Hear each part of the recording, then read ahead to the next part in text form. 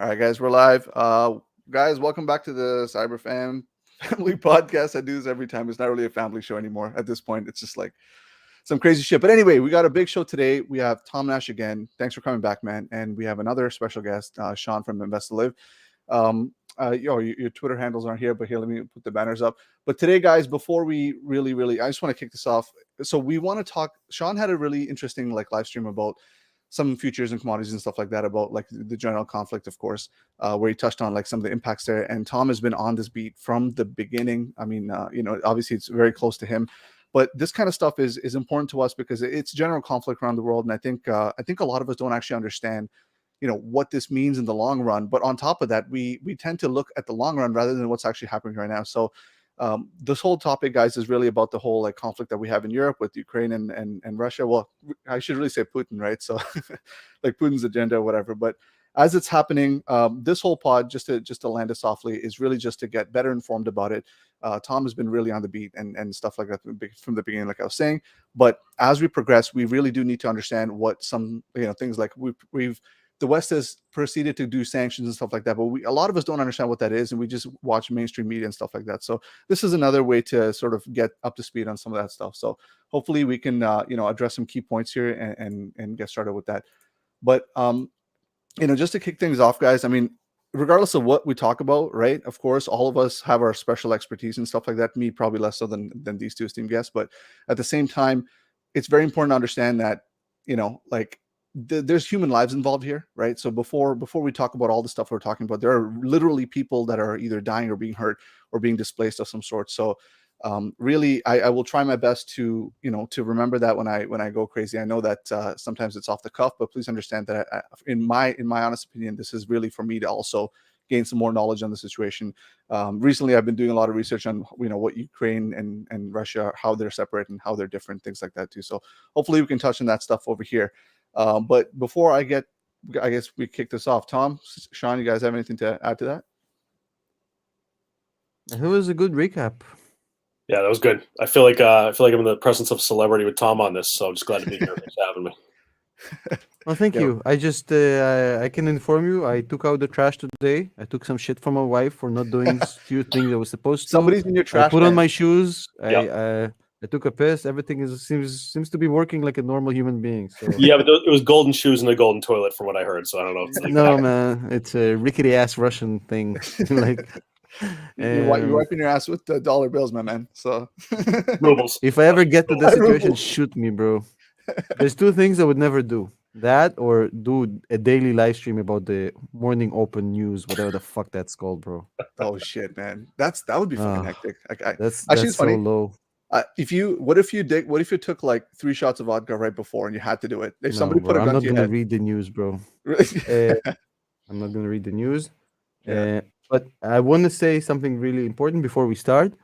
Another classic situation where the fucking politicians are playing fucking stupid games and civilians who care nothing about this just want to fucking live their lives, pay the price. 18-year-old kids on both sides who fucking fighting against each other. They don't understand fucking why. People running away with fucking newborn kids on their lap, walking for 3 days in the freezing weather, going to a country which they've never been to. They don't know where they're going, where their next meal is coming. It's a horrific situation. The only ones who are having a kick right now is the politicians who are basically saying, "Oh, they're moving around pawns on this little piece." Everybody on the ground is fucking suffering. Classic Eastern Europe. Yeah, I think on top of that, I was reading somewhere that the Russian military is on if I'm correct, someone in the, I guess, Chris, you can correct me if you're more familiar with this, but they're on a polling-based system or something. So if they get any, they have all the shit planned out, all their rations and shit planned out before they go on whatever excursion.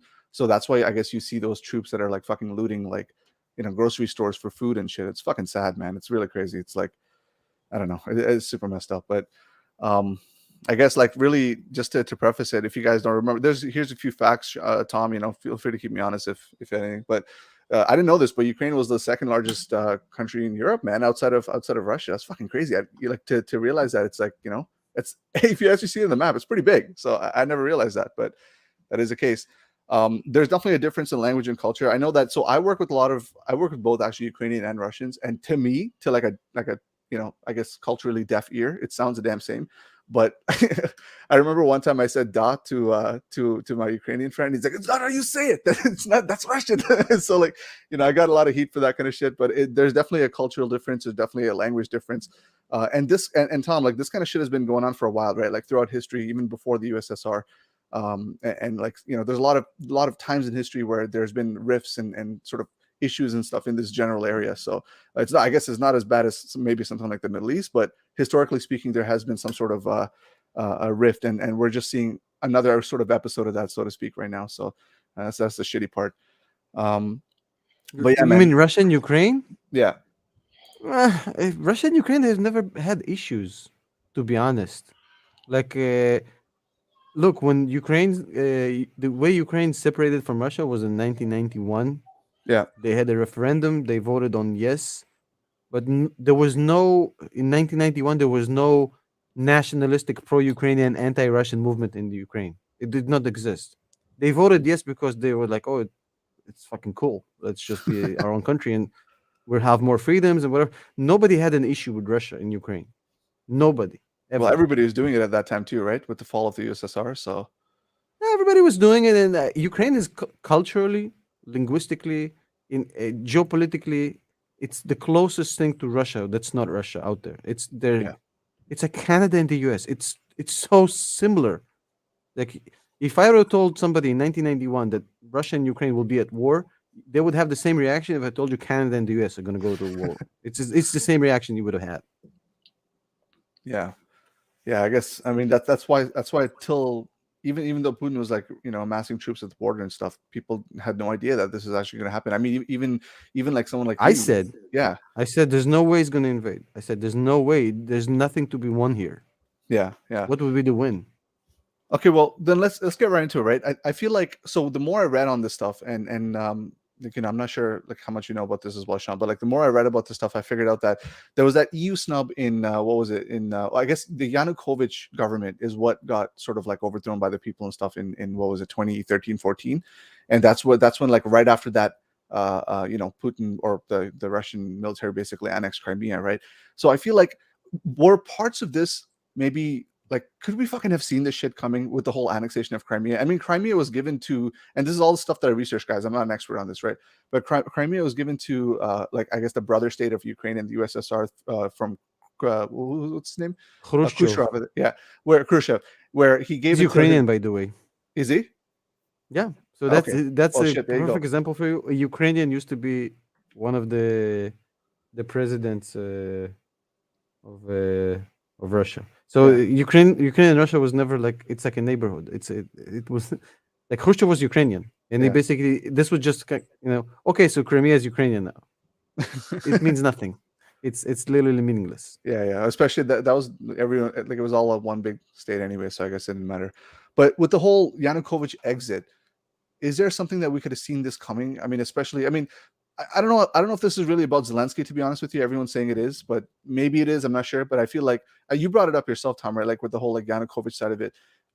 Do you feel like that might have been an indicator of this kind of stuff to come, to be honest, or was it still like a long shot from there? None of us will really know exactly what happened there, but I think it started off even before Yanukovych, and his exit was already the second act of the show. The Oh, really? first act, there was a Yanukovych.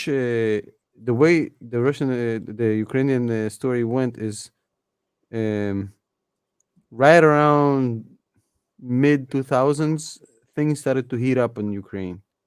So about 15 years into the separation, it started to heat up. The western side of Ukraine started to be more nationalistic. There's been more movement Right. pro Ukrainian language, etc., etc. And there was a presidential campaign, and essentially it went back and forth. There was a guy, his name was Yushchenko. Yushchenko was a pro-Ukrainian president. He lost. They declared the elections uh, invalid. Then and then they try to poison. Nobody knows. I mean, Ukrainians are saying, "Oh, the Russians poisoned Yushchenko." Russians are saying, "Well, it's Ukrainians. They poisoned him to make him look like a victim." What I, there's no. We never like. Right, right. This is just insane. Hearsay. But he survived. Got the. He ran again. Then he beat Yanushchenko. Not Yanushchenko. Sorry, Yanukovych. I'm already confusing. It's a different president. And then Yanukovych had the spat with the EU. Basically, he said they tried to force him into a shitty deal. They're saying no. We gave him a good deal, and then basically he got kicked out. So Yeah, the trigger was that EU spat, and he's saying, well, the Yanukovych is saying, well, the US created the whole revolution because I didn't play ball with the EU. Ukrainians are saying, no, we kicked you out because I mean, yeah, we wanted to be part of Europe and you didn't let us. So there's 15 different narratives going on. yeah. I know. But was this foreseeable? Obviously, nothing since 2014 until now. Nothing has been calm in the Donbas region. It's been war pretty much. Yeah. Okay. So that would be like the Donetsk and Luhansk area, right? Yeah, that thing was always hot since 2014 for 8 years. They Yeah. 14,000 people died fighting in that region. A lot of them are civilians, by the way. Yeah, yeah, yeah. That's the crazy thing. Like that whole territorial defense force is basically just a bunch of fucking dudes that are just like strapping up to guard their homes, man. It's like the stuff that's happening now. I guess, like, I don't know how the mainstream media is like treating it for the most part. I mean, over here it's a little bit different, but it's just really heroic to see some of the stuff. I mean, some of it. I Bro, mean, Ukrainians are so badass yeah, as human beings.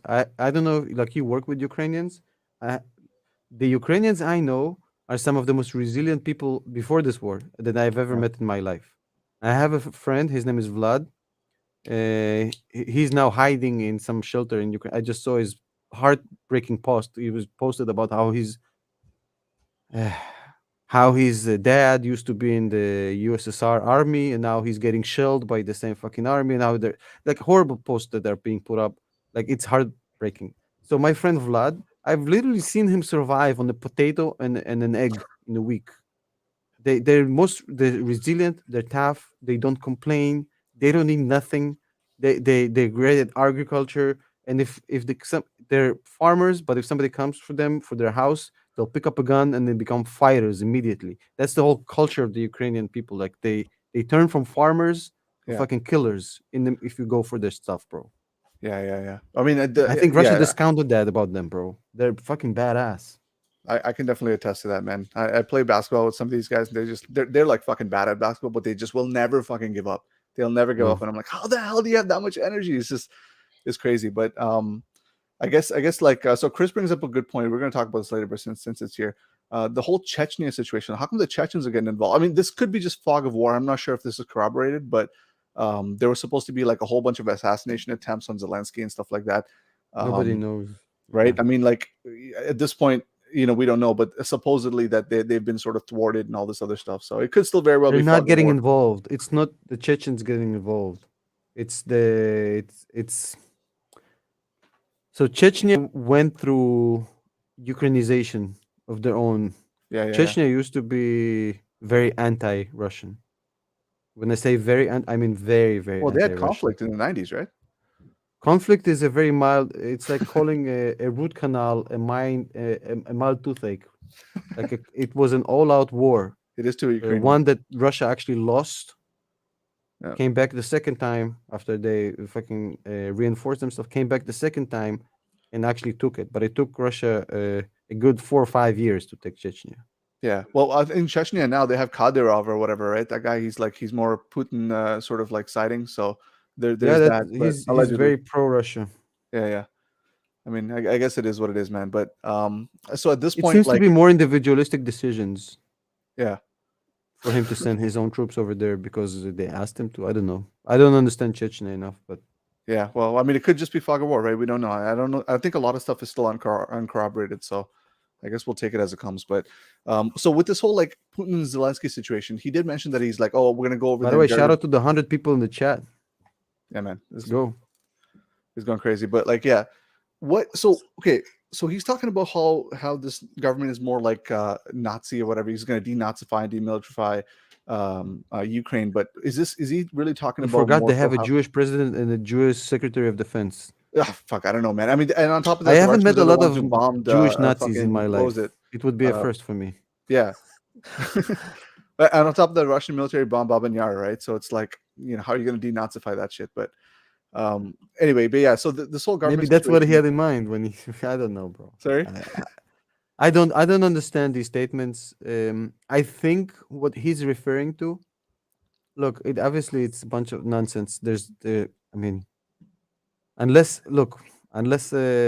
he doesn't understand what Nazi means, it's really confusing. What he might be referring to is that Ukraine has a history with. There used to be a guy in Ukraine. I'm not going to say his name, but there used to be a guy who was very. He was a Nazi collaborator, and he had his own following. Mm, And there's a name for them, for these people. They name after his last name. I'm not going to repeat it here. It doesn't okay. matter. Yeah, yeah, The movement still exists, but an argument can be made. I mean, it's a fringe movement. yeah. I- These sort of movements, far ultra right, neo-Nazi movements, exist in in Europe in almost every country, bro. To an extent, Right, right. They're not like you think that they would be okay with the Jewish president and the Yeah. Jewish Secretary of Defense, and like I find it very weird.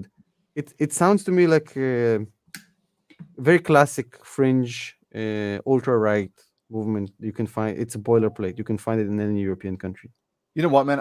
I partly thought it was because of the whole like Warsaw Pact shit, where like after they handed over all the nukes, they were like, okay, so in this region of like Donetsk and Luhansk, the separatist areas, we'll start holding like more fair elections or whatever. I feel like maybe that's what Putin was like. I'm going to use this as a proxy to say, fuck these guys. I'm just gonna I'm just gonna roll in with tanks or whatever. But yeah, you could be right. I totally didn't see that one coming. But Um, they claim that so the Russian narrative. I'm just going to share with you Russian narrative right now. This is not what I believe in, but this is how the Russians are telling the story to their own people. Okay, I know this because I told you off air. I spent today many hours watching Russian TV, Russian propaganda to see like what's being said to their people. right. So I spent the whole day doing this. Was amused to find Oliver Stone in it, to be honest. But hey, whatever pays the bills, I guess. No, no, I'm just kidding. He's been doing a lot of stuff with Putin, so I don't know. Anyways, so no hate to Oliver. I like his stuff. So, anyways, so the Russian narrative is as such. Is basically they're saying when everybody voted on separation in 1991, Yeah. the the social contract was that we stay friends. Right, Everybody right. who voted, they basically said, "Yeah, we want to be our own separate country, but we don't want to fight with you guys. We love you. We are brothers." And somewhere in the middle, the western part of Ukraine started to be more nationalistic and drift apart away from Russia and Russian culture and Russia the country. Yeah. And that's fair play, but for half of the country on the other side, it didn't really they didn't really stomach it that well. And the further you went east, the more kind of dissatisfied they were from this, right? Okay. To Was the that really point from a where political side of it, or was it more just from like a nationalistic side of it? if you're a Russian living in Ukraine, you don't even speak fucking Ukrainian, my guy. Well, why can't you Like a just lot, go over to Russia then? You know what I mean? Or is it more like, it's not that simple. People have jobs and homes and oh, okay, apartments and yeah, yeah, family ties and friendship ties. It's not that simple. yeah, Why don't you just move to Atlanta, motherfucker? I yeah, mean, fair enough. easy. I just don't like the food there. No, I'm kidding. It's not that so not like Yeah, and for the poorer you are, the harder that move becomes. If you understand what I'm I like, understand. if Yeah, you're a bus driver or whatever. So and basically, so the Russian narrative is so they were dissatisfied in Lugansk and Donetsk and all these like these are literally on the border with Russia. If you look at the map, that's a spitting distance from Russia, Lugansk and Donetsk, and it's predominantly Russian culture there. And the government comes out and says that that's the narrative, right? No more Russian.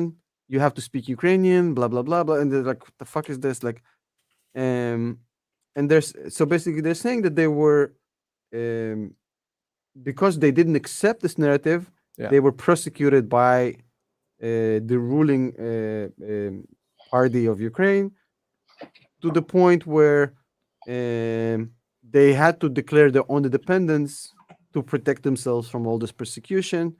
And once they did that, then Ukraine started to basically park a bunch of Humvees on the border and started basically throwing RPGs and shell with tanks, mortars, whatever, Right. killing 14,000 people over the course of 8 years, including children. Yeah. So that's the Russian narrative. And then basically, Ukraine, they're saying, oh, Ukraine also shut off the water to Crimea and Well, it flows through that did not. entire river. Yeah, they poured concrete into that, like into the reservoir, I think it Yeah, is. and they're basically saying, well, and now Ukraine is talking about NATO, which is kind of alarming to us because Yeah. there's half of that country basically talking about nuking us. There's a lot of people who hate Russia in Ukraine, and also like they're asking for nukes now, and so that's kind of the Russian narrative. So we Right. went over there to save people from getting massacred. That's kind of the way they talk about it. Okay. And the entire Zelensky regime is basically being propped up by these whatever, I don't even know like what how Putin so that's the story that's being told in Russian media. Okay. Yeah, that's fair. I mean, from that angle, I guess, again, it's all propaganda and fog of war, but it gives Yeah, it gives some justification to whatever shit that's happening, right? but that's how Russian media tells the story to their own people. Yeah. Well, there was the thing that you tweeted where the soldier was talking about like the stuff he was talking about.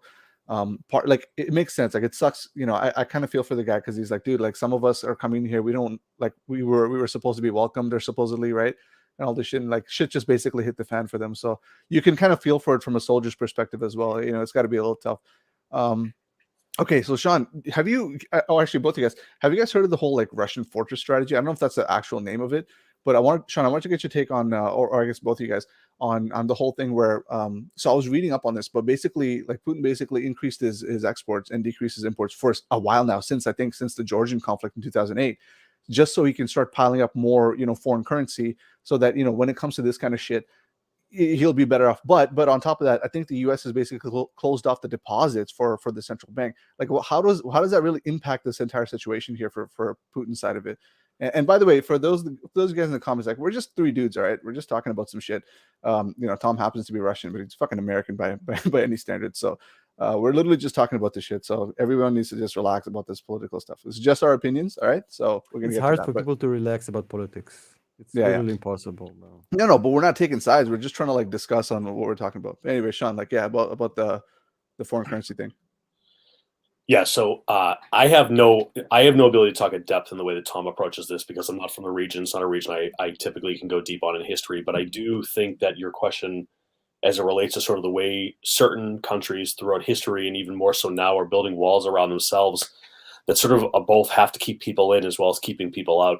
I think that what we've seen is there's been a lot of anger coming out of Putin for years. I don't think this is any secret to anyone who follows the way global economics works, is the more that their own people suffer, the easier it is to take that suffering when they need to get these sanctions. We see this with many countries, right? We watched the Evergrande and the real estate crisis in China that barely touched the rest of the world, right? You think that should have been a global crash, but it didn't because they're totally self-contained.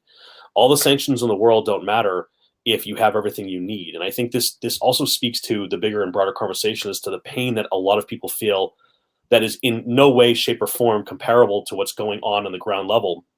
But as we look at it from sort of the economic perspective, I think about finance in terms that I want my kids to understand. So when I was explaining futures and currency and commodities to my kids the other day, as they were asking me about my son's 11, he was asking me about what's happening here. I said, I want you to think about a Lego set.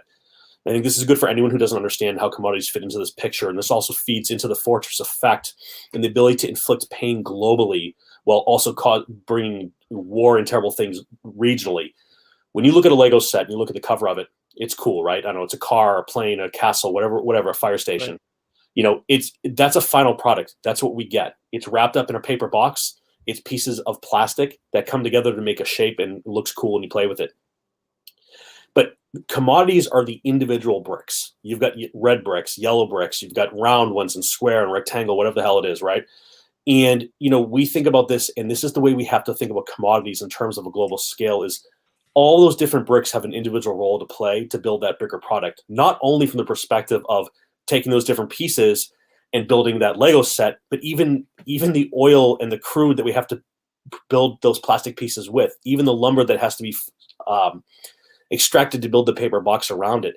We misunderstand, especially from a U.S. perspective, the way commodities work in general and the building blocks of the entire global system of everything we engage with, act in and around with, and invest on.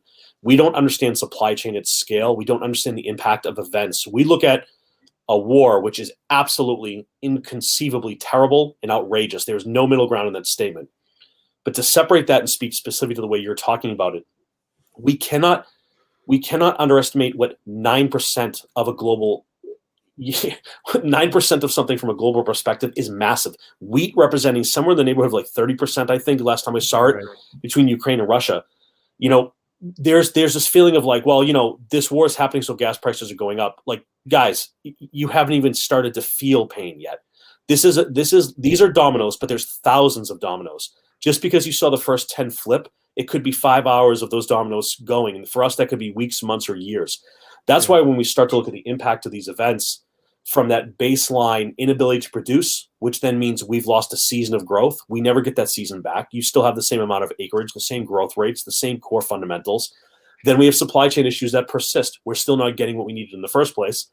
It's only then, after so many cycles of production, travel, logistics, production stuck in supply chain, that we finally start to see and feel the pain. So we oftentimes make these mistakes of assuming gas prices are up because of this war, or the cost of food is up because of wheat right now. It's a knee-jerk reaction, I think, right? Half the time. Well, that people have. Well, it's so easy, and I think you guys both just covered this. It's so easy to have the first and immediate reaction of like, goddamn politicians, right? That's why. And it's like, sure, that's why we don't solve things, but that's not the root of things, right? And the reason I want to start at that base level of looking, I hopefully someone understood my Lego example, I hope, but in my mind it works. When I think about this, yeah, thanks, Tom. And I think the big issue here in general is, for many, many people who are watching the YouTube videos or learning about investing, it's easy to download a free app, put $30 in it, and feel like an investor because, someone told me to invest in this company versus this one, so I'm going to do it and hope I get a 10% gain.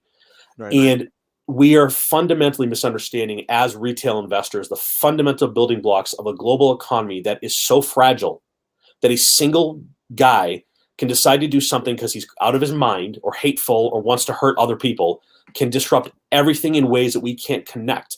How many people understand CPI even? Tom, you did a great video earlier today that I did in fact check out, so it's cool to be sitting here with you today. But I've been talking about CPI for years, and you know how many people listen to me? Zero. Nobody, because CPI is boring. Talking about why CPI doesn't include some certain things, right? Oh, inflation is up, but it doesn't include energy at scale. And they say, well, hey, great, used cars were slightly down, but they're up 42% from last year. So they went down today, but they're up, over almost 50%. We don't look at data. So we see these things, we get surprised, and we get upset. We don't even understand that the warning signs, the data, the trends, they have been there for years. I mean, look at what happened in the Suez Canal. I don't even remember now, a year ago, whatever. That caused a backup of such massive proportions when a ship got stuck in a shipping lane that we're still feeling the pain from that we haven't even started to feel the pain from this. And it's just the Chinese ship. Yeah, well, that's a whole nother. Because I heard somebody confused and call it the Evergrande. I went with it. The Evergrande that got stuck in the Suez Canal. Just a giant building stuck in the canal. They get confused with Evergreen, so I just went along with it. Yeah, I actually like that. I didn't make that connection. I should do that too. Yeah, it's a 400-story building got stuck in the Suez Canal recently. I don't know if you guys are following that. That's breaking news. But it speaks to the point though, Shabar, that you mentioned as far as like fortress building. Where Putin didn't wake up one day. Look, I don't know the guy, right? He didn't wake up one day and be like, you know what? I've had it. I'm going to go and start shelling people for absolutely no reason at all, which borders on atrocity and evil to downright pure, right, from what it is. And I think that the problem is these leaders, whatever they are, however you feel about them, I think everyone feels the same. But the reality is, though, is that they're creating mass turmoil, and all we can do is hit them with sanctions. But they have everything they need. They control the food. They have the oil. They have the energy. This is why we see it in China. There's a reason why North Korea isn't a hole in the ground. It's because they've built gigantic walls around their world and have decided we're going to find a way to live within our shitty, terrible, atrocity-ridden world, but they do it. and no one can do anything to stop them. It's the same thing we're seeing over and over again. And I'll make a final point, then I'd love to hear Tom's thoughts on it. But even this morning, we're seeing Chinese officials start to already have conversations around don't even think about sanctioning Chinese firms who are supporting and supplying Russia. So we're already preempting the next big incident that will once again preempt the panic, cause markets to move, and then we're sitting here as investors not understanding why or how or what's happening. So I know that's my 30-second take on that was probably about 10 minutes, but that's my take on the Fortress piece of it from my experience of quite some time seeing it from an international scale. It was good. I like the Lego example. Didn't think about it. It's very, very good. Yeah, Tom, before I hand it over to you, that whole Fortress thing, guys, if you're interested, like apparently what's happening is on top of what Sean's mentioned, Russia is basically taking a gamble, saying like fuck it, like we'll start trading more with Russia to circumvent some of the trades that we were currently having with the EU and other places like that. So it's more, I guess, in a way, kind of like attrition to see how long they'll last there. But Tom, man, what do you think? Yeah, they made a miscalculation, I think, a little bit. So I spoke. I have a friend who's a commodity trader, and commodity traders, they're like headless chickens sometimes. But there's sometimes you can pick up some pearls of wisdom in there. So basically, he was telling me about how everybody right now is trying to stock up on RMB, in the ruble, in the commodities. Yeah, okay. And they're all talking about, oh, this is the end of the US dollar as a reserve currency, because they're looking at this very lengthy kind of chain reaction, which is completely moronic. And I made a video explaining why. Yep. I think I titled the video eventually. I always clickbait the first day, and then the second day I change the title to what I actually want it to be. That's my strategy. I don't know if you noticed this, but if you go back in my videos, all the clickbait is gone, because I always once it goes to my library, I don't want it to be like, this is bad. I want to be able to find the fucking video, bro. So I changed it to why the US dollar literally can't lose its reserve currency status ever, or at least not in the foreseeable future. So basically, look, here's the story here.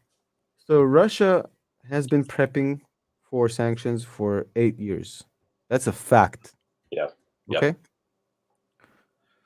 Also a fact, Putin is not an idiot. Fact. He might be a very bad man, probably is, but he's not an idiot. Very calculated guy. Right.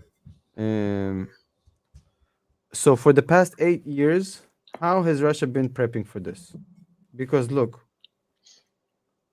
what he's doing in Ukraine right now is horrifying, bro. Like, I'm going to take a little pause just to say something here. I have small kids. Now, I try to imagine. This morning, I was pissed off because one of my kids didn't get ready in time. We had to rush to school. And then the teacher in the school said something not nice about him, or his shirt got dirty. Like, these were my problems today with my kids, bro. Imagine carrying your kids on your fucking hands, bro, when on the fucking negative centigrade, bro, trying to get across the fucking border so you don't fucking die, and walking on the street where you see fucking bodies of fucking children and people, like parents with children who fucking got shelled, bro. Literally, like it's all over the news. What I just told right now, it's fact. Yeah. Like there's this whole. They were showing some bridge that got bombarded out of Irpin, and there was literally like two kids and their dad on the street, bro. They blurred it out, obviously, but I mean, so this is horrifying. Just for me to imagine this just fucking boils my blood, bro. Like children should not go through shit like this. No matter, like, even if you're Russian and you're like, yeah, but NATO and the Zelensky corruption, fine, man. Even if all of this is 100% true, like this does not justify this. Even if you're 100%, like, it does not justify fucking shelling civilians, bro. It does not. Now Well, that's yeah. Sorry. And you know what? Fuck them for doing this, and I love my Ukrainian brothers for fucking holding up like this. They're fucking bad ass motherfuckers. Now, to the point at hand, let's talk economics. So Russia has been prepping. So the way they were prepping, check this out. So they're basically doing this. Loading up on gold. In fact, I don't even remember how much more gold they have now than ever, but it's something ridiculous. Funny enough, monopoly Yeah, it's number like 60 times or multipliers. something. Yeah, Yeah, $130 billion in gold. yeah. It's massive, massive gold reserves. Also, basically de-dollarizing their export system. So people that claim, oh, Russia is now no longer is going to trade in dollars, Russia has not been trading in dollars in 4 years, my guy. Go check me on that, okay? Russia de-dollarized their entire export system on the commodities and precious metals 4 years ago. Russia's exports are purely in euros, yen, yuans. It's like 5 or 6% in dollars, like residue from old days. So they completely de-dollarized their export system. And the third thing they did is they built a war chest. So the war chest was about $640 billion, including the gold, yeah, which was basically being held by the CBR, the Central Bank of Russia. Right, right. And this was supposed to finance the war and any sanctions and whatnot. What Russia really wanted to achieve there is as follows. They were like, okay, we have to whatever whatever Ukraine is. I'm not talking about Ukrainian. I'm talking about Russian goals. If Putin thinks about it, he says, "Well, I have to put a chink in NATO's armor. NATO is on my doorstep. They're too strong, too big. We have to somehow weaken NATO. How can we weaken NATO?" And he's looking at over across his border and is seeing Germany at its weakest point strategically right now. Germany, who's literally the strongest, biggest, badass, richest country in the EU, Right, has been basically reduced to being completely dependent on Russia's gas because Germany made some decisions, questionable decisions. They made a huge, huge bet on renewable energy, which like the fuck were they? I had remember I had the Sachin on my channel, and Sachin was explaining like, what the fuck are you doing, bro? And Sachin is an energy guy, yeah. so that's like what he does for a living. And it's like that's not even 2% of worldwide energy production capacity. What the fuck? You shutting down nuclear reactors for something that doesn't fucking exist? It's like a Krusty the Clown shit. Like what the fuck? So basically, Germany made a strategic decision which was false and faulty. One of the many bad decisions of Angela Merkel, who was fucking thank God she's gone. Yep. Not gone. I mean physically. I mean from the position. I wish her nothing but the best and good health. We love you, Angela. So stupid decision, and basically, and they said, oh, and also yeah, and we're phasing out coal. Okay, so no Right, right. coal, no nuclear energy. We're gonna fucking be completely dependent on Putin and his gas. So Germany, as it stands right now, is depends 60% on their gas imports on Russia. Sixty Yeah, they, percent. It sounds like it would sound to you well they still have 40% elsewhere. So even if it was that's crazy. 20%, this is you hold somebody by the nuts with 20% of something that Yeah, important. man, they So walked right basically, into that one though. You know. yeah, they did it to themselves. But they basically said they're Germans. You have to understand, Germany went through this change. Like, I don't know if you have a lot of German friends. I do. They still carry the guilt. Germany still is carrying the guilt. Even young kids, like millennials, they still carry that guilt, and that's why Germany is the most pacifistic, peace-loving, liberal. Germany is a fucking. They're so like not about that aggression. I don't know how to explain. Germans are really. They're so cool, bro. Right, They're right. like what the world would be if everything was fucking utopic. Go to Berlin, bro. They're just fucking chill people. So they basically were saying to themselves, well, we have this cheap Russian gas and we have no issues with Putin. So why the fuck not, right? Well, that's poor risk management. Anyways, so Putin thinks to themselves right now, okay, so I'm going to push on Ukraine, and then Germany can't say nothing to me because I hold them by the balls and it's the middle of the winter. Grandma is going to freeze in the basement, right? Yeah. The US is going to push back because the US doesn't fucking need my gas. The US is sorry about that. I just burped. Uh, so the US is like, oh, yeah, we're a fucking net exporter of gas. So fuck your gas and we don't fucking need your oil. Like some people say US imports 3% of its imports from Russia. Some say 10%. Whatever the fuck it is, it doesn't really matter because we have Canadian oil. We have our own oil. US doesn't need Russian oil whatsoever. So logistically, they can figure out a way it's gonna be a little bit painful to lose a big supplier like this, but Yeah. they'll get more from Mexico. They can expand Keystone. There's millions of different solutions they can figure out. Yeah, it's true. So Even he the knew Canada that side of it. Go ahead. the Canada is complicated because you need to expand Keystone and there's Yeah. arguments there, or Yeah. whatever. I'm not an energy expert, but basically he said once I'm going to push on Ukraine, US is going to be all fucking, oh, we're going for your throat, and Germany is going to be like, no, no, no, no, no, no, no. And then he basically thought that this is going to create a tear inside NATO because the two most dominant countries in NATO is Germany and the US. That's Yeah. the richest ones. Right. And he's like, I'm gonna divide and conquer. And then Germany is gonna push back. US is gonna sanction me. I don't give a shit about US dollar sanctions. I'm Right. still gonna have my euros. Everything's gonna be Gucci. So the first thing that the Germans do once this thing starts is they fucking say, well, fuck you and fuck your Nord Stream 2, which was completely irrational because Nord Stream 2 was supposed to like give them cheaper gas. So they Right. killed the Nord Stream 2 project. But then, even then, you would say, like, okay, that's really technical. It's kind of German bureaucracy at its finest. They're gotten really good at being bureaucrats. So they're basically Nord Stream 2 is up and running, by the way. So it can be technically. It's just a Yeah. certification process. And then they said, hey, we're sanctioning the fuck out of you, along with everybody else. And we're pretty much gonna arm ourselves to the teeth like we haven't done since World War II. Gonna go ballistic on you.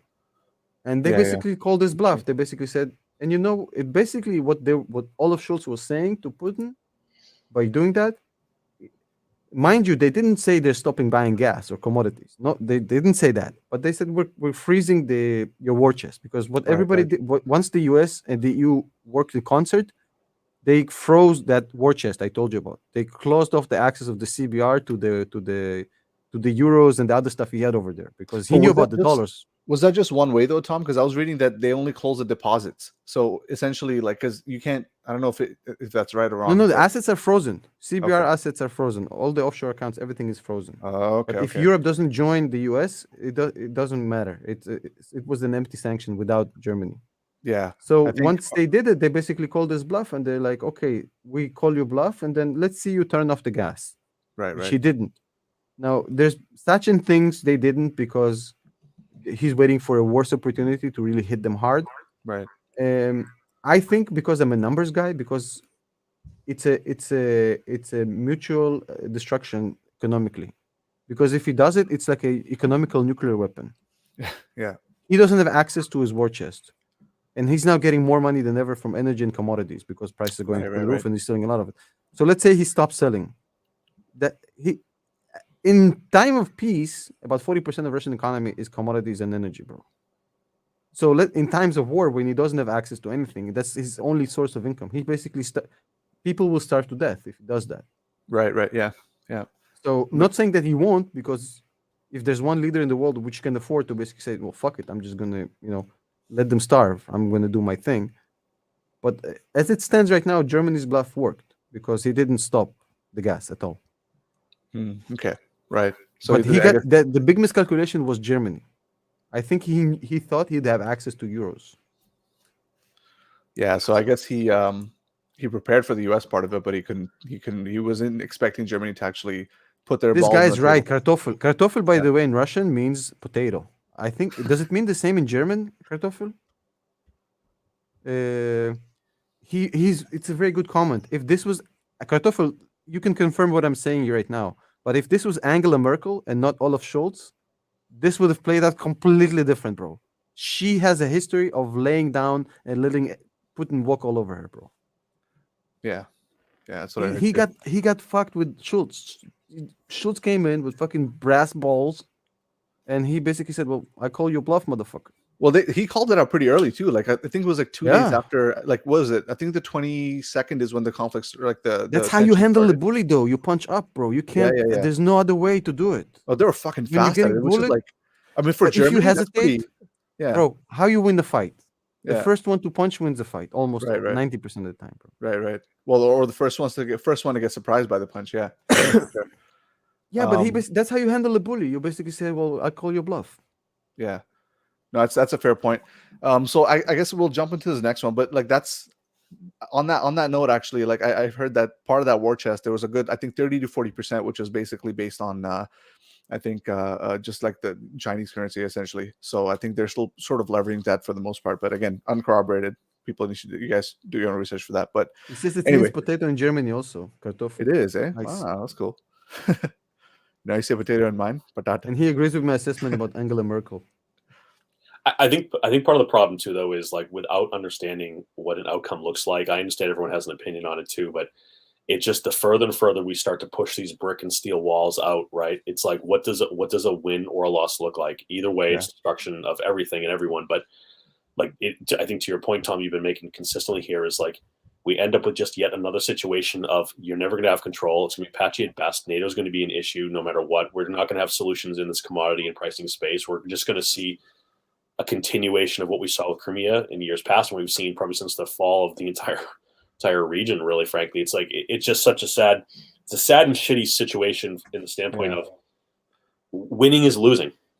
It's like you stand to lose. But and I just want to call out a point that you made earlier because I think that I don't really I'm not paying attention to the comments here, but like just once in a while I look over and see the fighting amongst themselves. Like, listen, this isn't about a leader versus a leader. This is about you're sleeping in bed. I have pictures that my kids draw behind me here. Like, Tom, my kids are probably not too dissimilar from the age of yourself and Shabari. Like, you wake up one day and a missile hit your building where your kids are sleeping and you're getting ready to send them to school in the morning because of some unknown reason from some leader who feels like it's the right thing to do. It's the wrong thing to do. It's like everyone can fight and scream about who's to blame ultimately.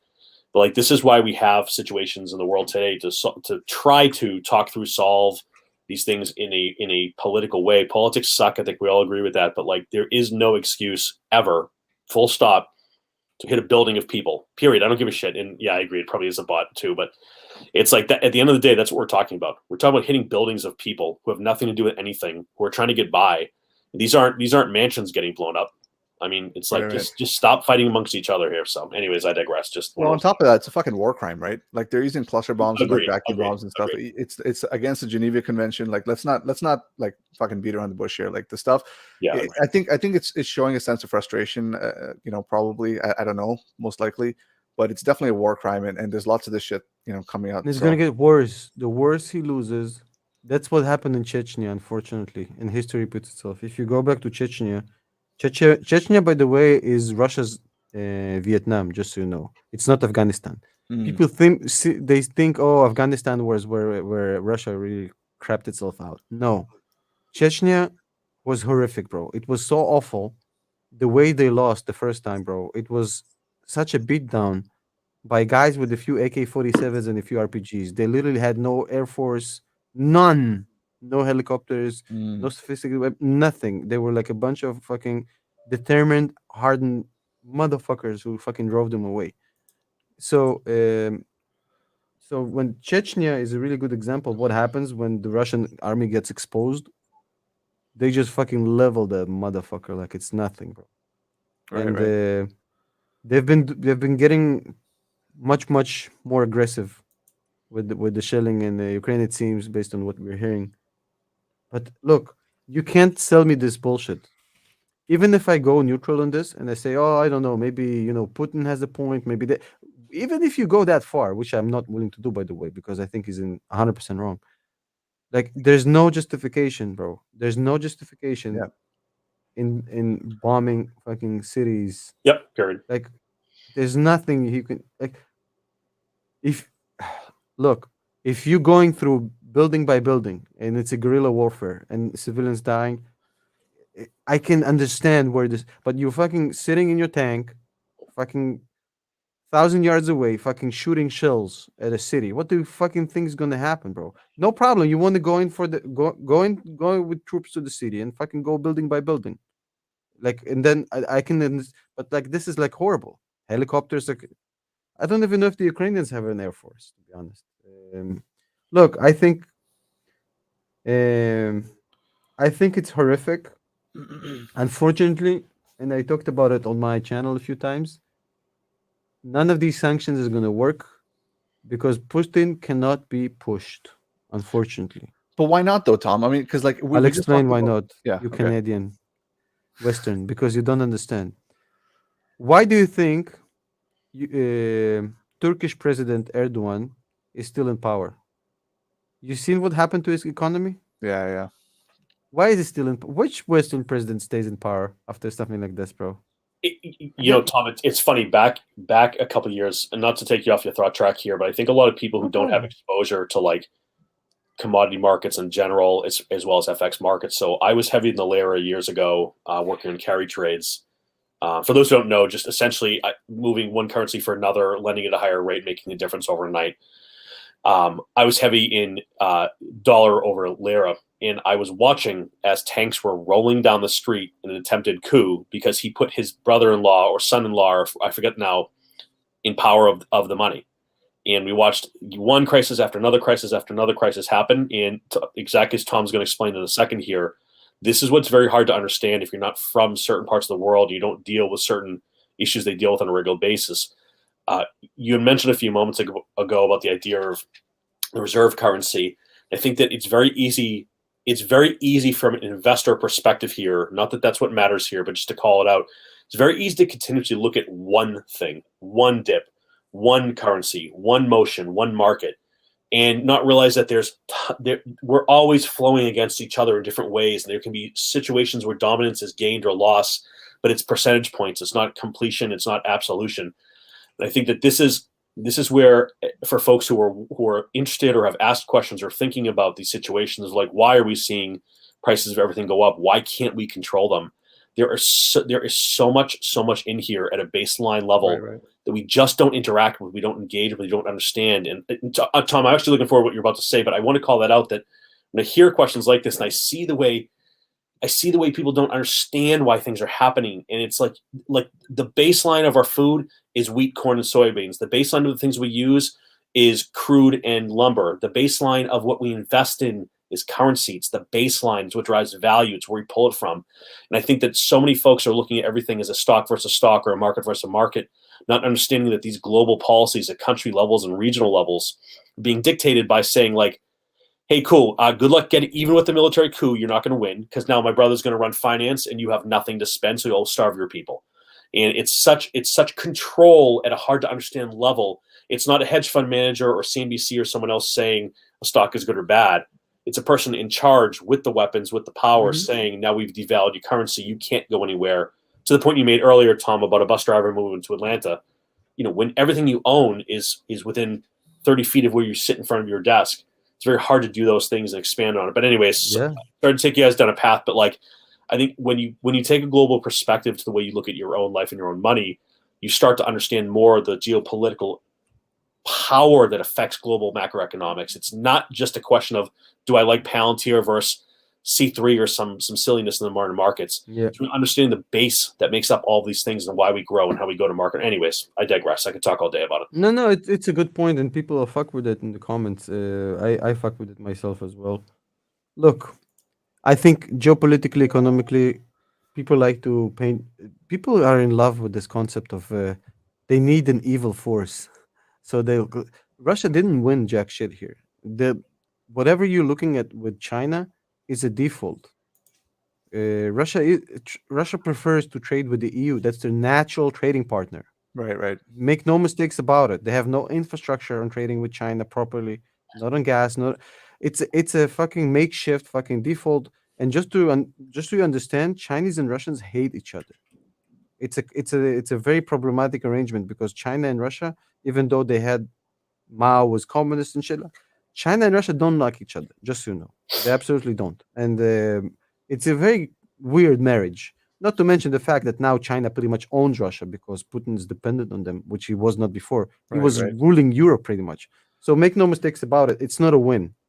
Also, his neighbors are fucking arming themselves to the teeth, which is not a good thing for him because now he has to spend more money on military, that's the whole point of why he wanted to demilitarize Ukraine Yeah. because he Yeah. doesn't have enough. Russia is not that big of an economy. It's just like the 11th or 12th economy in the world, even though they're the biggest, most rich, insanely like they should have been the world's second best economy, easy with the resources and the amount of people they have, the amount of talent, and it is what it is. But look, here's the story about commodities and why I think people in North America should just fucking chill. Look, we're talking about price increases, and some people, like Sean mentioned, they don't understand. Oh, why do we have to pay more for gas? Well, look, and this is a sentence I'm going to steal from Sachin. Sachin said, "Hey, it's one thing to pay more; it's a whole different enchilada when you don't have none." So, and it's let's talk about that for a second. Sachin is 100% right because look, the U.S. is very lucky. We don't have any enemies anywhere. You look left, right, up, down. No friendly neighbors to the north, friendly neighbors to the south, fucking ocean everywhere. Best geographic borders of any country in the universe. It's a fortress geographically, solid neighbors, and we have our own Ukraine up in the north, which is pretty much Canada. Canada gives us oil, wheat, you name it. They have it, and they'll sell it to us for a reasonable price. They'll never fuck with the supply chains. Fucking nice people, same culture. You don't have to. This border, you can just fucking leave it open anyways. You don't even need the fucking fence. Okay, so and the US actually can make their own shit. I mean, we can make whatever we want. You want wheat? We got it. Soybeans? We got it. Yeah, Corn? We got it. yeah. Oil? We got it. Gas? We got it. Right, right. So there's never going to be any shortages of any kind in the US. Yes, you'll pay more because it's a global pricing mechanism, but you'll always have food and energy. You're energy independent, food independent. Europe is in deep shit, motherfucker, because Europe is in a whole different situation because Europe depends on actual existence on foreign energy and foreign food. They need commodities, metals, and energy from elsewhere. They need it from Russia. They need it from Ukraine. They need it from China. They need it from the US. And if they don't have it, they literally they don't have it. It's not about price. It's about not having it. Right, right. I mean, like Canada doesn't import anything from Russia, and then I think the U.S. is 3% or something for natural gas. But No, no, natural gas. I think US is net exporter. oh, You're oh, talking okay, about okay, oil. Yeah, I think we're energy positive in that front. yeah. oh, okay. There you Oil go. is like Okay. 3 to 10% depends on who you ask because there's different types of oil. I'm not an expert. You need a Sachin for this. There's many types of Yeah, yeah. WTI, and then you have We'll that's the reach out West to Texas Sachin, wide. get his You thoughts on have it. Brent. You have whatever. I don't know. Sachin was going crazy on my stream talking Yeah, about the man, that was a difference good chat. in the Actually, fucking. if you guys don't know, Tom Nash did a Yeah, you should Tom watch. did a Yeah, thing Sachin. with Sachin. I stayed fucking quiet 90% of it because I had nothing to say. I was just listening to him, bro. Dude, the guy's a wealth of information. He's literally like a just put a refinery He on was him talking and about the figure out how to go. elasticity of the Venezuelan oil versus the Russian oil. Listen, but the dude is fucking insane, bro. Yeah, so The go check API out of that the pod, oil guys. stuff I had no idea about, bro. I know that's true. Okay, I guess like let's before we touch on Chris Patel's asking about China. We'll get to that as last point before closing. But before we get to that, I just want to get on the Closing inflation. time. Never Oh, that's a hot topic, man. It's a hot topic. But Caffeine kick all in. right. I So don't before, remember whose song that is, but I love it. I That's forgot the name. oh god. Somebody tell Somebody us in in the the comments chat, get a heads up. please. Now it's going to drive me crazy. Yeah, It's like a sneeze that won't come out now. somebody I'm should going to wake up at 2 a.m. humming that. And say, thanks, Yeah. Nash. Appreciate that. No someone in the worries. comments let us know. But anyway, yeah. So the inflation, I think there's like some scares that Fed is going to go and print some more shit just to cover because then everything's going up in terms of prices at home, right? CPI came out. Tommy made a good video on it today. So if everything's going up now, what's the strategy here? You guys, what are your takes on it? I know that Chamath on his on the most recent pod was like very confident that the quantitative easing is definitely not off the table here, and Oh, that could a be. marketer is very confident. Now I'm Yeah, I relaxed, know. bro. I don't know, man. I can't trust that guy anymore. To be honest with you, it just He's a seems to be digital very strange. marketer, bro. Yeah. Like his confidence level is actually quite alarming. I'm correlating -1 to everything he says at this point, bro. Yeah, man. He was like for the retail, for the retail investor this He whole fooled time. And then, me. He fooled me, bro. yeah, man. I liked him a lot. Yeah, he talked a big game. He talked a big game. The He's a problem with him marketer, was he bro. wasn't fucking transparent. But anyway, He's a marketer. That's the whole point. You're supposed to like when you buy a car, you feel like this is your best friend. Like you feel like the most important guy in the room. It's like when you leave and all of a sudden you realize it's not really your friend and you just yeah, got screwed with a Ford Pinto. Like, oh shit. This like Chamath's entire MO in one sentence, bro. He just fucking spacked a Ford Pinto as the fucking next Tesla, bro.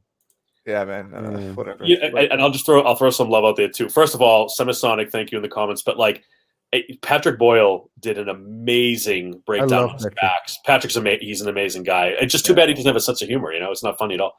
But I mean, like he did such a great breakdown on Spax, the who gets paid, how they get paid, how you're left with nothing. I mean, if you haven't seen the stuff he's put out there, for sure, like you got to check that out. It's an education, because you're right. Like this is you don't get to be a billionaire today by working. You get there by marketing. I mean, that's just the reality of it for a lot of folks, right? So Yeah. By the way, you know what's funny is again I don't know knock on Chamath and I wish him all the best. I was just fucking around.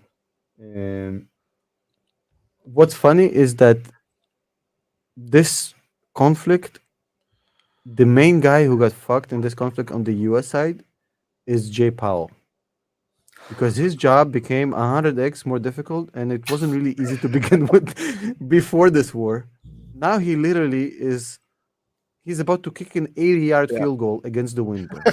it's true. I mean, And if he misses, they lost the championship. Like, Yeah. it's literally it's like there's no time on the clock. Yeah. It's like that's it, bro. You have to make this 80-yarder against the wind. And it's like, motherfucker, it's impossible. It's like get out there, do your best. I mean, it's gonna be, it's gonna be very like I spoke about it earlier when I was by the way, shout out to the 200 people in the chat. Yeah, man. And Crazy. yeah. I, That's wa- I sp- I spoke about it earlier, and I do a daily show with my friend Justin O. We call it Money Talks, but now that I think about it, his name is Justin O, and I'm Nash. Maybe we should call it O Nash. And it just came to me. Yeah, that was good. So Actually, anyways, I spoke about. while you're talking Yeah. about that, just want to give a shout out to that show. That show, to be honest, is in my opinion like the next Mad Money. You guys actually talk about Mad Money from a publicity sense, not from like a fucking buy this stock and buy that stock sense. Yeah, we don't recommend stocks over there. Yeah. In fact, we focus more on macroeconomics and Yeah. geopolitical stuff. If you guys want to Um, learn shit, like if you want a very concise way of learning something, or if you're on a drive and you're like, you know what, I just want some good entertainment as well as learning something, that is, in my opinion, the best place to go. Very short format for the content that's out there. So go check that out. Anyway, so thank you for that. I appreciate that. Obviously, man. Of course. So I was talking about it today and said, look, like, how does he play this? So inflation is probably double digits, honestly. Yeah. Like this, I know, but I'm not fooled by this 7.9, bro. So we're realistically in double digit inflation. Supply chains gotten worse, not better. Now we Yeah. have God knows what's going to happen with the commodities and metals and energy around the world and what it's going to do. Like, think about it. The fact that we have energy doesn't mean that people who make our shit have energy and how much Yeah. they have to pay for it. Yeah, So, true. supply chains, God knows what's going to happen and what kind of a potential recession they can push us to. Plus, we might be on the brink of World War III. Plus, like, we now have a whole bunch of sanctions. And so what do you do? Do you raise rates? Do you not raise rates? Do you wait, then wake up tomorrow and then the inflation ran away? It's like it's a gauntlet of death for Jay Powell, bro. There's no good choice here. He waits, he's screwed. He doesn't wait, he's screwed. I mean, my God. Yeah. Yeah, I wouldn't want to be in his Wow. position. I like to take shots at him, but this is one time I said, well, good luck with that, motherfucker. I mean, he wanted the job, man. You know, he was flip flopping before he got the job. Everybody wants that job. Would you refuse this job? His job, yeah, I would refuse it. That's some crazy shit, man. That's like a crazy. I don't know. I don't If want you that were impact. like, imagine he has to like, it's a circle jerk, bro. It's him and his rich fucking friends and Yeah, Martha yeah. Vineyards or whatever the fuck they Yeah. all fucking meet, or the Hamptons or whatever the fuck, I don't know. And so it's a thing. Like he can't get fired, and Yeah, not okay. getting the renomination is getting fired. So you're saying it was inevitable almost. It's a big deal. It's not about the money for him, bro. It's a If you're a PhD in economics, your goal and your CEO level is what he's doing. You're the boss. You're the superstar, the all star. Yeah. But yeah, for sure. Like these are also the times where, like, forget about dealing with one crisis. We're dealing with a crisis after crisis after crisis, and they're real. Yeah. They're not bullshit. They're not like temporary things. This is. If he somehow, Sean, if he pulls it off somehow, I don't know how, but I'm gonna never make another joke about him because this would literally, I would really look. this would put him above Paul Volcker. Paul Volcker had much better lineup. He probably kicked like a 45 yarder with the Yeah, yeah. wind, bro. This is like an 80 yarder against the wind Yeah. for the whole fucking game, bro. This is if he makes this, I'm never joking about him ever, ever, ever again, bro. Okay, but what would he have to do to make it, Tom? Like, would he, as in, would he He somehow possibly? has to look. The time is running out, so every time he waits, it's less time because to increase Yeah. rates. Okay. But also, look, increased rates means more servicing the debt becomes more expensive. The US Right. has done nothing to alleviate that problem because they either have to roll over debt to the 30-year fixed or they have to increase GDP. Both. So the government is basically not helping them at all with the debt situation. Every percent is like what $250 billion in debt service. So he has to figure out, okay, how much can I raise? Probably nothing. And then how much can I afford not to raise? Probably nothing because inflation is killing me. But maybe if I wait, now what's going to happen with this war, maybe it's going to send us to recession, so I don't want to raise interest in the recession basically to completely kill the economy. But if I don't wait, inflation might run out of control and then we go back. It's like this endless clusterfuck of bad options, bro. Yeah. Fair enough. I guess. One thing too that I'm seeing in the comments, not to switch gears from inflation, but just because I think it drives into this whole conversation, is like there's a lot of conversation around getting into different types of energy and different resources, and I just want to call this out because I get this a lot on my channel, and granted, no one watches it, but even still, the biggest thing I get is when we talk about the future of energy and what the challenges are and how hard it is to execute on that. And because I think inflation is part of this. Well, we're dealing with inflation and the costs. We can't deal with other things sometimes. And I want to just call it out because investing, I'm literally going to reference your point here because I am actually a big fan of the energy space and the future of energy. Okay. So I think it's a big deal. The issue with solar and renewables is not a question of can we use them. I happen to live on the East Coast, right? We have turbines all over the place. There's a humongous solar panel farm down the street from my house, huge. Yeah. The energy is not transferable. It's not easy. It's very expensive. The issue with a lot of this renewable and solar based energy is that we can't move the power over long distances. So we both have the same situation of how to reserve that energy. And unless we have a centralized usage for it where we can get high levels of efficiency tied to it, we end up losing so much of the power. It's a pain in the rear end. I'll give you a real example. Not again, guys, not to take off subject because I keep seeing the same comment over and I over think again. it's fascinating. Keep going. I'm really Yeah, well, curious. so like my entire area, we've buried power lines because the theory is there's less issues in the winter. Like we got 6 inches of snow last night. Today it's 50 degrees outside my door, right? So like we deal with a lot of extreme temperatures. We're watching the situation go from where I've got natural gas up front of my house. That's how we get our heat. We've got solar panels down the street, a big farm. We got all this kind of stuff going on. The problem that's lost for a lot of people is, and I agree with everything. We have to move in those better directions, but the question is, we have to also do it in a way where people are willing to pay more for that. And now we're in a place where we're paying more for everything already. So it's about how do we move the masses into a place where say, hey, look, solar's a better option. Agreed. It's great for the environment, but I can't move it far. So now what I have to do is take your Right. public park and turn it into a solar farm. Are you good with that? Okay, sure. Now I have to make sure it gets to my house in an efficient manner. And it's not easy to store it for long periods of time. I know everyone talks about batteries and everything else. I'm just being honest here. Like for anyone who doesn't work in tech and understand this world, it is not actually easy. There are engineers who are working on it. We'll get there. And in the least self-promotional way I can ever say this, I did a lot of coverage on this idea of like the global of this space of the future of this space, getting away from core energy, getting more into this sort of like better space for energy. But the problem is it takes a lot of people be willing to give up a lot of things. It's about laying new pipeline, new fiber. It's about laying new systems in your streets, in your neighborhoods, etc. So I just want to talk about that for a second because I don't want to go too far with it, but I just got to call it out. Like panels on the roof sound great, but they don't work all the time. It snowed here today. I would have had no power. So it's not enough to say like, well, I could also have this and I could also have that. I agree. There's a lot of ways to do it, but it's not as simple as just saying like, we have to get away from oil, full stop. And this, again, to bring it back to inflation, because the money printer does go burr. It's like we can't keep complaining. Tom, you said it earlier. I thought it was a really, really great point. I'm a big correlation guy. I look at everything between 1 and -1. That's how way I approach data and investing in general. It's the same way I look at energy. It's the same way I look at agriculture and food. It's the same way I look at commodities.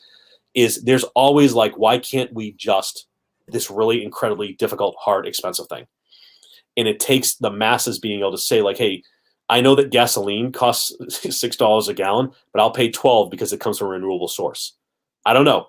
I mean, look at ESG funds, right? They can't even get people to invest at scale because the returns don't match the costs. Right. Same reason why even Bitcoin miners, when they offered ESG Bitcoin for mining, nobody was interested in it. So they went back and got rid of all of it, right? Like, I do agree. And I'm going to make my final point of this for real because it could go all day again. But like, on the solar panels are cheaper than shingles to make. Like, I haven't seen data other than some articles online about that, but I haven't seen data of the amount of factories at scale sourcing materials, photo operative shingles, and the ability to both install, maintain, and keep them for long periods of time. So they might be cheaper to make, but what if I have to replace them every 5 years? And I've also seen a lot that have been put on roofs that are now warped and not working anymore. So anyways, sorry guys, I took you way off topic. I didn't mean to do that, but I saw the same questions coming up, but I just want to call it out. Like, I do love the idea of it. I think we need to be in a better place. We need to think about the world in a positive light and how we're going to get there. But we got to get there. We got to get there. It's going to be tough. And it's tough when assholes are bombing buildings with kids in it and give more of a shit about that than they do about keeping things good. So it is what it is, you know? Yeah, fair point, man. We'll go to one more thing. I think Chris was asking a question about this before we hit off our closing thoughts. At this point, you know, I'll kick this off. It's a 100% speculation, but I know. So as this shit kicked off, whenever it was Feb 22nd or whatever, I remember I jumped on this like one Twitter space thing with I don't know, it was a bunch of like futures traders and they were just fucking going crazy. And one guy dropped this in the middle of the whole chat and he was like, guys, what do you think is going to happen with China? And I know Chris asked about this, right? But I was in that thing and it just went dead silent. Nobody really knows, right? Let's just start off with saying that like none of us really know shit. We're really just like, you know, looking into stuff based pretty much the same stuff that you guys look into. But my fear is that the sanctions that are being placed are going to put these guys in a vice grip where it might potentially, and I don't know, right? Again, speculation, but it might push people closer to Putin's side or whatever. Like that, the sympathizers might be a little stronger because of these sanctions. Because the whole narrative right now from generally China and even some Russian stuff is saying that the West has caused part of this or a lot of this, right? So if the West has caused this and they're doing all these sanctions and all this other stuff, there's a potential of them getting closer to the current narrative, and that. You know, I know this whole World War III situation could happen and all this other stuff. So that's my fear, what these sanctions are actually going to have in terms of like a prolonged effect, especially now that the Russian military is kind of stumbling, dealing with like, it's fucking flat terrain for the most part in Ukraine. And they're having like, you know, struggles with the defense in Ukraine, which has been very stiff and like, honestly, obviously commendable. So that's my fear with the whole sanction situation. Tom, like, what do you think, man? The whole idea about the Russian army, even when it used to be called the Red Army, the USSR, whatever the fuck you want to call it, it's the same concept every time. It's a Attrition. shitty army Yeah. with shitty leadership, shitty logistics, but they have eventually more bodies than you do, and eventually you run out of bodies and they win. They did it to the Germans, they did it in Chechnya, they did it everywhere they went. Eventually, you just run out of bodies, motherfucker, and they just fucking keep coming. And they have zero sensitivity for the death toll on both ends. Back home, nobody can say nothing, and in that place, it's a very non-Western way to wage war. It's kind of this barbaric. No, we don't care about PR. We don't care about how many people will die. We'll just keep coming. We have hundreds of thousands of soldiers potentially. Let's see how long you can last. Who can beat that, man? Yeah. It's horrible. It is horrible. It harks back to like the days of lining up two armies against each other in an open field, pointing guns and pulling a trigger, and like, hey, if you've got 1,000, if you've got 500, you're probably going to win. And it's there. To your point earlier, Tom, It's not going to work against like if they went to war against a modern army, like with modern air force and artillery and stuff. But they're fighting against farmers with AK-47s, bro. Pretty much. When in that kind of warfare, when you control the roads and you control the air, I mean they're getting embarrassed. But how long can these guys hold out? They've been Actually, already doing way better than anybody gave them credit for. yeah. I want to address this, Tom, but you could probably touch on this too. I don't know if Um, he's yeah, who gives a shit. I Probably don't like think so. every dictator is afraid of Yeah, that. I'm sure there's some fear, but you know the point you were mentioning, Tom, about how like it's a war of attrition. Where you have more bodies. I'm gonna tell you a quick story, just because that fucking it sent a chill down my spine. Because my grandpa, God rest his soul, he actually was in the battle when India fought China, right, for that little fucking spit of land up north, and it was the same situation. So like he wasn't in that battle, but like they were regiment. He was in the Air Force, so they're regimented to sort of like be on alert. And he was telling me stories where like when they would go and pick up the wounded, it was like fucking crazy. Like where they would run out of bullets. Like so when they would hold positions, people would just fucking climb. And this is like back in the 70s, whatever, like early, it's not anytime recently, right? In the past 40 years, let's say. So these guys, they were like, we used to have like whatever little machine guns we had. These guys would come up with like, basically, semi-autos or whatever, or basically, simple rifles, put it that way, right? But they'll just climb. They won't even shoot. They'll just keep climbing and you'll run out of bullets. So it was like a very chilling sensation. Like when he told me that, I was like a fucking kid. It pretty much scarred me at that point. But it was like one of those things where you don't realize like the brutality of war until you hear By it the way, in from Russian, in Soviet army in World War II, yeah. they had the penal squads. Do you know what that is? Are you talking about the one where they shoot you if you run backwards? No, no, not if you run backwards. They shoot all the time. So if you're the last one running, you're dead. All right, fucked It's up, not man. it's not for deserters. It's basically there's fire opening from once they start charging. Who's ever last is gonna get shot in the back by definition. So you better run as Yeah. fast as you can. This guy, by the way, Nakarduk, is he's in Romania right now. Shout out to you, man. Hope everything's good with your family and stuff. But yeah, cool. Um, yeah, good point. But yeah, I don't know, guys. I mean, that's really my worry about this whole like China situation. I don't think China's going to do shit, to be honest. They're probably just going to watch how it all unfolds. I think the Russian military has kind of shown its little like Achilles heel for the most part. So people are sort of some folks are a little bit shocked by it. I can't say who, but I remember talking to somebody a few weeks ago. And they're like, "This shit's going to be over in 4 days," and I was like, "I don't know, man. I Two don't weeks know." to I mean, flatten the curve. yeah. These guys are fighting for their life. I'm pretty sure.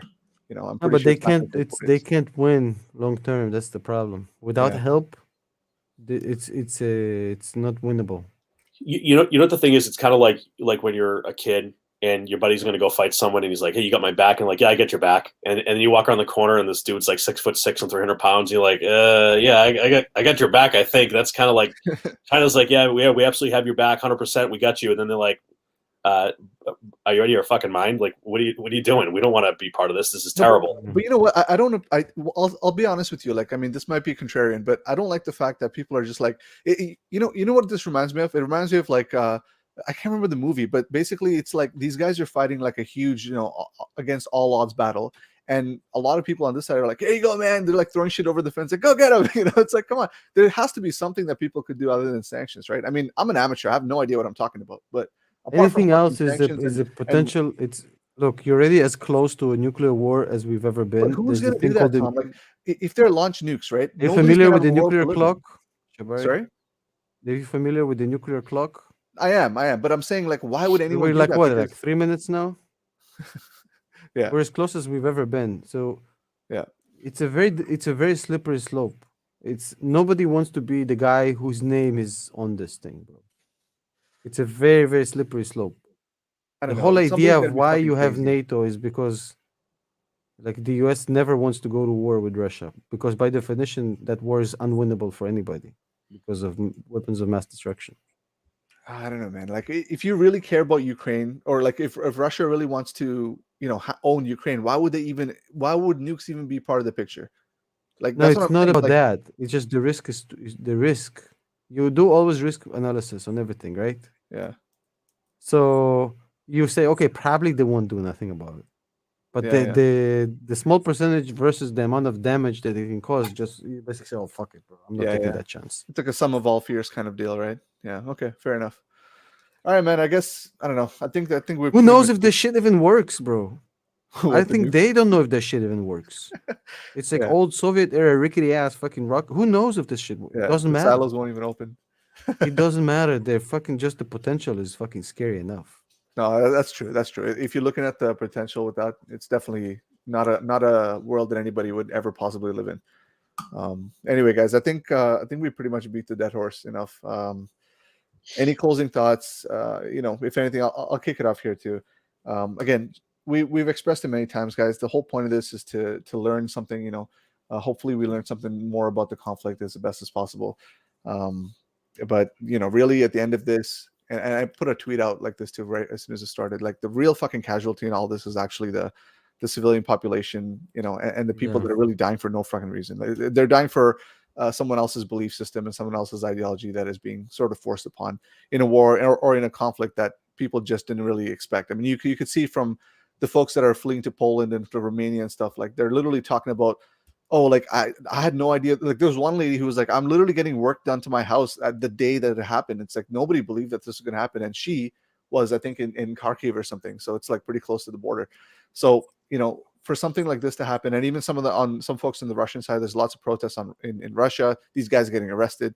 There's a lot of, it's a fog of war right now, so a lot of things could be potentially uncorroborated, but nothing can be understated. Like the casualties that are here in the civilian form and all these other kids and all these people dying, we have to be mindful of this, and it's definitely a conflict. So let's be mindful of that. Fellas, I don't know, you guys want to give your closing thoughts? I can only agree with you. I think you guys should do like a weekly podcast together. I've had plenty of viewers tell me I'm not handsome enough to carry a show, Tom. And No, your best, you man. and Shabari your should best. do like a once a week when you just do a podcast like I do with Justin on Popular I literally Opinion. met Sean like 3-4 days ago. So yeah, we'll book something, dude. Although that vest has to be, we should all wear the same. Like Tom, tell me where you got your jacket, and then we'll all wear the same jacket. It's not Patagonia. It's not Patagonia. I don't wear yuppie stuff, bro. It's from a company called shots fired, man. Lumberjack. You're talking to two tech guys. We get that shit for free. That's right. You don't pay for the stuff in tech, man. It's Yeah, Lumberjack, where the real men buy their jackets, not fucking Patagonia. I'll bring you the It's been soaked in blood and tears. And vodka. So. All right, guys. Aged in a basement, filled with cigarette smoke and whiskey stains and cigarette holes.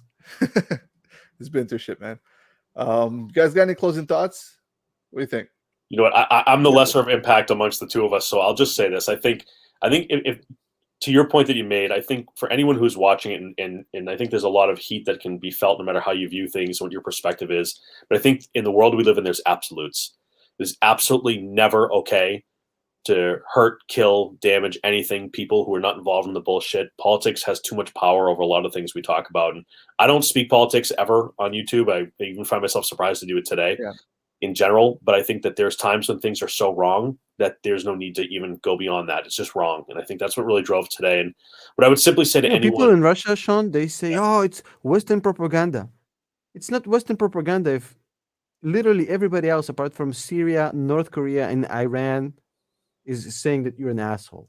Yeah, it's true. I mean, it is what that's the whole thing, right? Like there are some things that are just absolute, and you have to step away and realize what it is. Like this world can't agree on nothing, and we all agree that he's a fucking asshole, bro. Imagine that. It's true. It's not a. Some things are absolutes, right? I mean, that's it.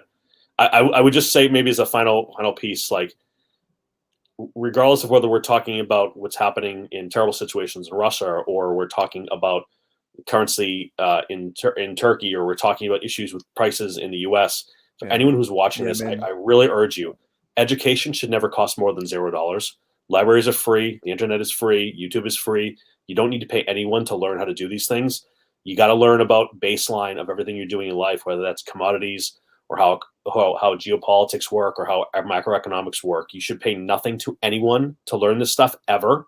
You can learn it all, and if you have questions, there's a lot of people who are happy to talk about it. So that's all I would say is, you got to learn this stuff so you can be powerful and have a strong point of view that's based on reality and not based on what people are telling you to feel and think about. So I would just leave with that, Shabari. And thanks for having me. That's a great recap. That's why I never fucking sold the course for that precise reason, bro. No need, no, never ever. I would never need to. Nope. Good money in it, by the way. They're making millions over there. So I'm hearing, but I've got this free Patagonia vest on, so who's really winning at the end of the day? No, that's the reason why I never push courses and shit like this. People are like, oh, but you have a Patreon. Motherfucker, my Patreon is just a bunch of dudes fucking telling dad jokes on the Zoom twice a week. Yeah, That's no literally what it sources here, is. man. And there's people here who can testify to that. Yeah. Yeah, no Anyways, sources here. But all right, guys. I really appreciate you guys coming on. Tom, dude, I know it's kind closing of a trying time. time, man. Fucking So love it. exotic. Come on. Next time we'll all wear tracksuits, all right? But Yeah. until next time, guys, we'll catch you all later. Peace. All right, that's it. Yeah, peace out. Thanks, everybody.